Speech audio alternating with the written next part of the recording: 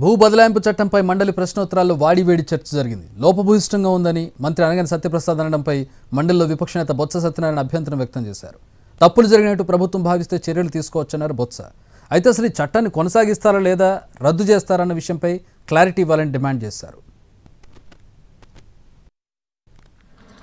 సూటిగా ఒక ప్రశ్న అడుగుతున్నాను అధ్యక్ష. గత ప్రభుత్వం చేసిన నిర్ణయం అని పదే పదే చెప్పారు అధ్యక్ష. ఆ నిర్ణయం పేదల కోసం వారికి 20 సంవత్సరాలు దాటిన తర్వాత హక్కులు అనుభవిస్తే వారి కుటుంబాలకి అది పోషణగా ఉంటుంది, ఆర్థికంగా వెసులుబడిన ఉద్దేశం చేసింది అధ్యక్ష.